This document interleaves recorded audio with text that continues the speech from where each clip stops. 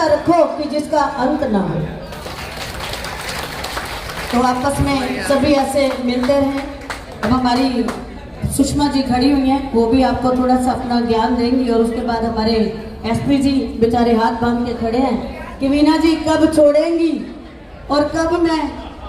एक बात और आपको बता देती हूँ एसपी जी के ऊपर ही, ऐसे ही एक शिष्य ही था, शरारती ही था, तो गुरुजी को रोज गुस्सा आ जाता था, रोज किसी ना किसी बात पर। जैसे कई बार मुझे आ जाता है तो सारा गुस्सा इन लोगों पर ही निकलता है। तो एक बार बड़ा सारा गुस्सा आया हुआ था गुरुजी को और उस दिन सारे शिष्यों को लग रहा था कि आज खैर नहीं है। और गुरुजी की आदत पता क्या थी, आगे जो भी चीज पड़ी होती थी ना उठाते थे और उठा के मारना शुरू कर देते थे। कितने साल इस आश्रम में दिए हैं?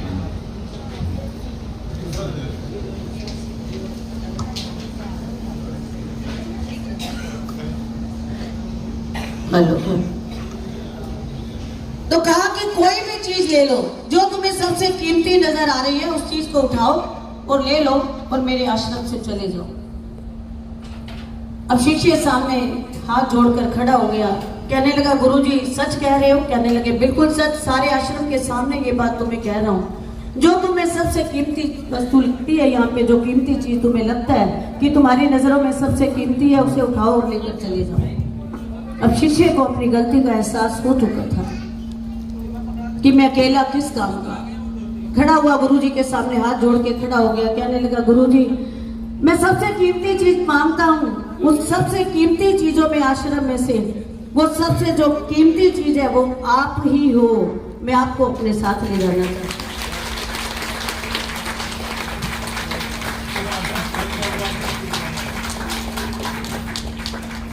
तो कहने का मतलब ये है कि कभी भी अपने परिवार को खराब करने की कोशिश मत करो। ये आपका छोटा सा परिवार है, इसको बढ़ाना आपका काम है, आप सबने मिलकर बढ़ाना है। दो बातें और कहना चाहूंगी आपसे। कहते हैं दुनिया बुरी है, दुनिया बुरी है, हर तरफ धोखा है। अरे हम तो अच्छे काम करें, हमें किसने रोका है? कभी भी पत्थर बनकर मत चलो, कभी भी पत्थर बनकर मत चलो कि साथियों को जो ठोकर मार के लड़खड़ाता है। हमेशा पानी की तरह बहो जो आगे दूसरों को भी रास्ता दिखाता है। अपनी छोटी छोटी बातों को इग्नोर किया करो। ये आपका अपना परिवार है। आज मेरा ये, आज सच कह रही हूँ, अंदर से कई बार, एक बार ये परिवार था कि बड़ी खुशी होती थी एनुअल फंक्शन होते थे तो, लेकिन आज की डेट में जब फंक्शन से पहले दो चार कुछ ऐसी बातें क्लासेस में सुनती हूँ, अरे आपस में उसने ये कह दिया, उसने ये कह दिया। क्या है यार, ये आपके शिक्षक हैं, ये सब कुछ कह सकते हैं, ये आपको समझा सकते हैं।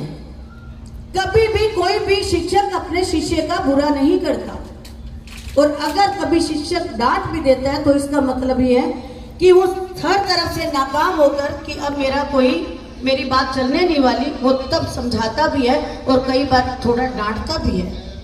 तो इसका मतलब ये थोड़ी है कि आपको ये लगता है कि अब वो हमें प्यार। अब आप सभी बड़े हो चुके हो, इन बातों को थोड़ा सा समझने की कोशिश करो। ये आपका अपना ही परिवार है, इसको अगर आप संभाले रखोगे तो ये आगे की तरफ चलेगा।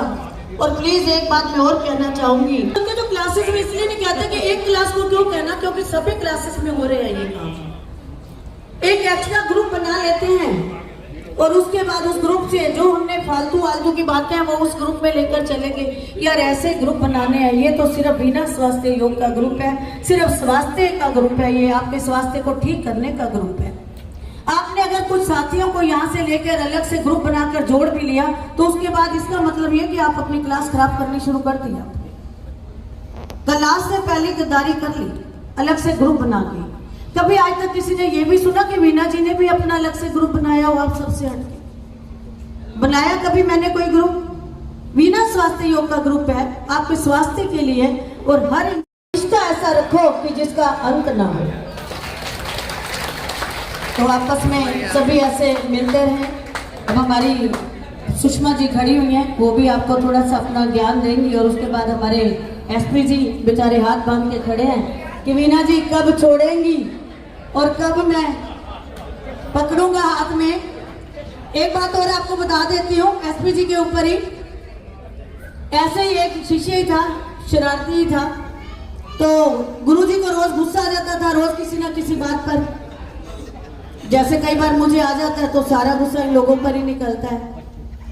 तो एक बार बड़ा सारा गुस्सा आया हुआ था गुरुजी को, और उस दिन सारे शिष्यों को लग रहा था कि आज खैर नहीं है। और गुरुजी की आदत पता क्या थी, आगे जो भी चीज पड़ी होती थी ना उठाते थे और उठा के मारना शुरू कर देते थे।